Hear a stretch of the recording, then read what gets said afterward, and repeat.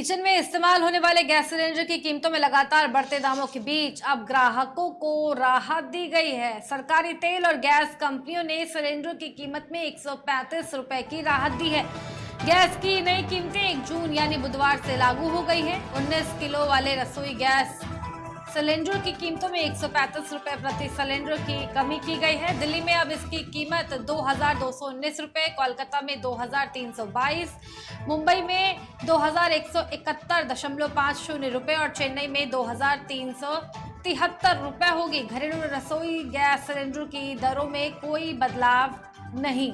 हालांकि इसका फायदा केवल व्यावसायिक उपभोक्ताओं को ही मिलेगा, क्योंकि गैस कंपनियों ने केवल कमर्शियल सिलेंडर की कीमत में ही बदलाव किया है। घरेलू गैस सिलेंडर की कीमत को पहले की तरह ही रखा गया है। पटना में फिलहाल घरेलू सिलेंडर 1101 रुपए का पड़ रहा है। ये कीमत देश की राजधानी दिल्ली से भी अधिक है।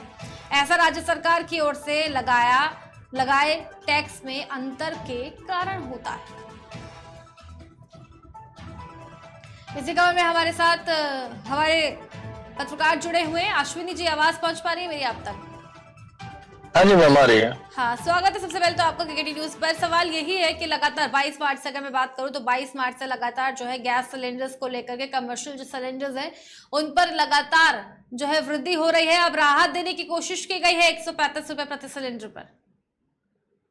तो मैम, ये तो कमर्शियल पे दी गई है, सामान्य नागरिकों को क्या इसमें मिला है? तो जैसे सामान्य नागरिकों को देखें तो 1039 का ये पहले था, अभी भी है, और ये रेट जो बढ़ा हुआ है वही उसी पे मिल रहा है। उज्ज्वला योजना पे जो 200 रुपए कम किए गए हैं तो वो सब्सिडी के रूप में दिया गया, तो उज्ज्वला योजना वाले को मिलेगा। हम लोगों को क्या मिला मैम? सामान्य नागरिक जो है, जो ग्रामीण जनता है, सामान्य है, उनको क्या मिला?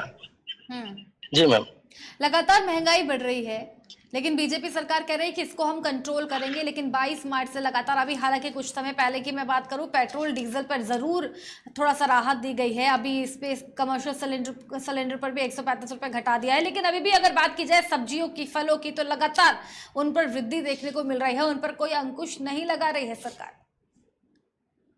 मैम अगर देखा जाए तो एक जर्नलिस्ट के नाते नहीं, एक सामान्य नागरिक के नाते देखा जाए तो कुछ भी अंतर नहीं आ रहा है। महंगाई उसी चरम सीमा पे है जैसे पहले थी। सामान्य नागरिकों के लिए कोई छूट नहीं है। देखा गया इसमें उज्ज्वला योजना को दिया गया है तो 200 रुपए, तो उससे कोई फायदा नहीं हुआ ना। और पेट्रोल जो है, पेट्रोल एकदम बढ़ा, पहले बढ़ा, उसके बाद अगर 9 रुपए कम किया गया है तो उससे कोई मतलब नहीं हुआ मैम, वो तो वहीं पे है।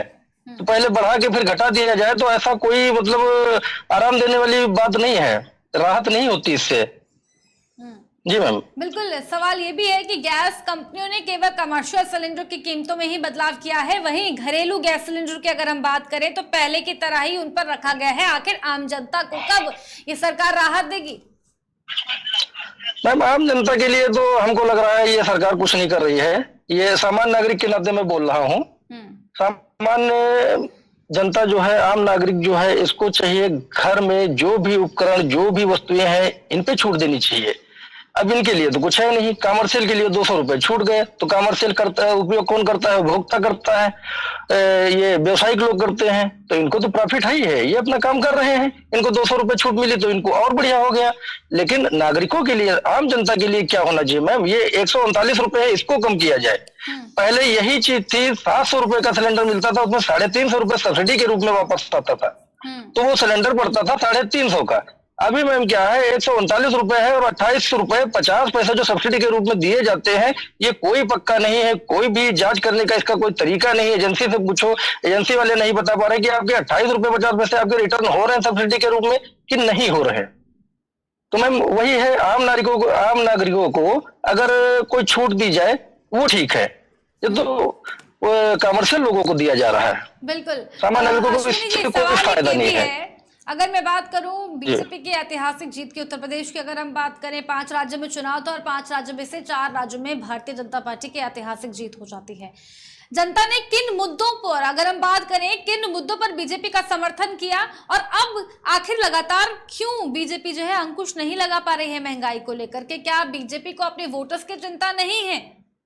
आगामी चुनाव में महंगाई का असर पड़ेगा बीजेपी के ऊपर या नहीं पड़ेगा, ये भी कहीं ना कहीं सवाल बना हुआ है अश्विनी जी।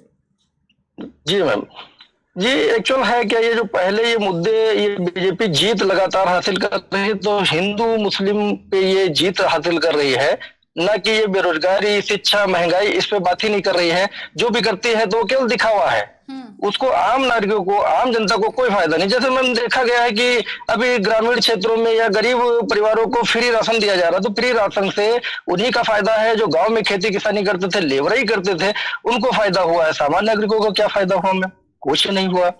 तो मैम वही चीज है कि देखा जाए हम लोगों को जो वास्तविक जो शहर में रहते हैं इनको कोई फायदा नहीं, ये ग्रामीण को है, और जो कम मतलब निम्न श्रेणी के लिए है उनको लिए कुछ नहीं मैम। अश्विनी जी, अगर मैं जनता की बात करूं, कई मजदूर लोग ऐसे हैं जो अब मजबूर हो गए हैं फिर से जो है चूल्हा जलाने को लेकर के। एक तरफ सरकार जो है उज्ज्वला योजना निकालती है, कहती है कि अब जो है गैस सिलेंडर का इस्तेमाल करेंगे, दूसरी तरफ फिर से अब लोग मजबूर हो गए हैं चूल्हा चौका करने के लिए, चूल्हे में खाना बनाने के लिए, क्योंकि उनके पास पैसे नहीं है सिलेंडर भरने को लेकर। हाँ, तो मैम क्या किया जाए, उनको बताया जाता है कि 1039 आप पैड करिए तब आपको सिलेंडर मिलेगा। अब 1039 तो उनके पास है नहीं जो वो पैड करेंगे, तो इसलिए वो सिलेंडर भरा ही नहीं पाते। आपने अक्सर देखा होगा विजुअल्स में, वीडियो में, या हमारे द्वारा ये प्रकाशित किया जाता है जो पेपरों में कि जो गांव के उज्ज्वला योजना वाले हैं वो अपने सिलेंडर को नहर में या तालाबों में फेंक रहे हैं। फेंकने का मतलब मात्र यही है, सीधा उद्देश्य यही है कि जब हम भरा ही नहीं पाएंगे तो इसको घर में रखने का क्या मतलब है। तो जो उज्ज्वला योजना वाले हैं ये जब भरा ही नहीं पा रहे हैं सिलेंडर, तो कोई मतलब नहीं उनका। अब वो 200 रुपए उनको सब्सिडी मिली, लेकिन सबसे पहले 1039 रुपए पैड करना पड़ेगा ना। जब वो पैड करेंगे उसके बाद 200 रुपए उनके पास आता है या नहीं आता है, वो इतने सक्रिय नहीं है मैम जो वो देख पाए कि हमको 200 रुपए हमारे बैंक खाते में आए हैं। जब उनको मालूम होगा तभी तो उनको फायदा लगेगा। जी मैम। हाँ, एक सवाल ये भी है, जिस तरीके से लगातार जो है महंगाई बढ़ रही है, सब्जियों की बात अगर मैं करूँ, फलों की बात मैं अगर करूँ, भिंडी, टमाटर के, नींबू के दाम लगातार इतने बढ़ रहे हैं, इसको लेकर भी कई तरह के सवाल हैं। क्या आगामी चुनाव में बीजेपी को नुकसान हो सकता है क्या, जिस तरीके से लगातार महंगाई बढ़ रही है, या डैमेज कंट्रोल कर लेगी बीजेपी? जी मैम, संभावित है कि अगर ऐसे ही महंगाई चरम सीमा पर रही तो इनको खामियाजा भुगतना पड़ेगा आगामी चुनावों में। लेकिन अब है क्या मैम, बीजेपी की एक प्रोपेगेंडा रहा है कि हिंदू मुस्लिम करवा के, या ऐसा इलेक्शन के टाइम ऐसा कुछ भी करवा के जो इन मुद्दों से दिमाग भटका के और उन मुद्दों पे, हिंदू मुस्लिम के या अन्य उन मुद्दों पे आके वोटर्स केंद्रित हो जाते हैं। तो इसलिए हमें नहीं लगता है कोई ज्यादा विशेष फर्क पड़ेगा। लेकिन हाँ, अगर महंगाई का ही बात रही और यही एक मुद्दा रहा तो बिल्कुल बीजेपी को खामियाजा भुगतना पड़ेगा। कम सीटें आएंगी, हो सकता है ये पूर्ण बहुमत की सरकार भी ना बना पाए। मैम ये देखना पड़ेगा। हाँ, एक सवाल ये भी है अश्विनी जी, जिस तरीके से अगर मैं बात करूं आगामी चुनाव की, तो खैर है ही है, अगर युवाओं की बात करें, युवाओं को रोजगार नहीं मिल रहा है, युवा दर दर भटकने को आज मजबूर हो गए हैं। लगातार बीजेपी सरकार को लेकर के, बीजेपी सरकार पर इसको लेकर के युवा लगातार निशाना भी साध रहे हैं, युवाओं की सरकार, महिलाओं की सरकार। लेकिन आज क्या है, आज कहाँ दे रही है? अगर बजट की भी बात करें तो बजट से भी जो विपक्ष जो है लगातार, अगर अखिलेश यादव की बात करें तो अखिलेश यादव ने बजट को बंटवारा भी कह दिया। साफ तौर पर विपक्ष जो है बजट को लेकर के भी निशाना साध रहा है। उन्होंने कहा है कि युवाओं के लिए इसमें क्या कुछ है। हालांकि बीजेपी कह रही है कि महिलाओं से लेकर किसान तक और युवाओं को भी इसमें ऐड किया गया है, उनके लिए बजट ऐड किया गया है। लेकिन सवाल यही है कि आखिर अगर बीजेपी, अगर बात करी जाए युवाओं की, युवाओं को लेकर के क्या कुछ दे रही है बीजेपी? और लगातार महंगाई बढ़ रही है, लेकिन युवाओं के पास में आज नौकरी नहीं है, पैसा नहीं है, वो बेरोजगार दर दर भटक रहे हैं। पूरे देश भर की अगर मैं बात करूं तो 45 करोड़ युवाओं ने जो है उम्मीद छोड़ दी है नौकरी की। जी मैम, सही बात है। ये एक्चुअल है क्या, जैसे गवर्नमेंट कहती है कि हमने मुद्रा लोन योजना दी, इससे जो युवक है ये अपना रोजगार करेंगे, लेकिन ये संभव नहीं है मैम। उन्होंने योजना बना दी, योजना बना के आके अटकती कहाँ है? बैंक पे। अब बैंक वाले क्या करते हैं, किसी भी कारण से वो लटका देते हैं, तो युवाओं को कुछ नहीं मिलता, वो दर दर भटकते ही रहते हैं।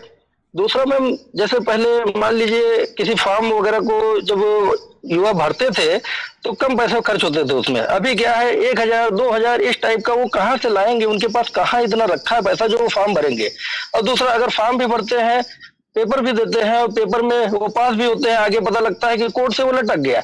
अब वो साल दर साल वो भटकते रहते। तो इसलिए युवा खुद निराश है इस गवर्नमेंट से कि उनको नौकरी नहीं मिल पा रहा है, उनको रोजगार नहीं मिल पा रहा है। क्या करें मैम, ये बेरोजगारी की बहुत बड़ी समस्या है मैम। ठीक है, बहुत धन्यवाद आपका आशुतोष जी हमारे साथ इस खास खबर में जुड़ने के लिए। रुक करेंगे हमारी अगली खबर की तरफ, लेकिन इससे पहले एक छोटा सा ब्रेक। जल्द हाजिर होंगे, बन रहे हमारे साथ, देखते रहिए केकेडी न्यूज़।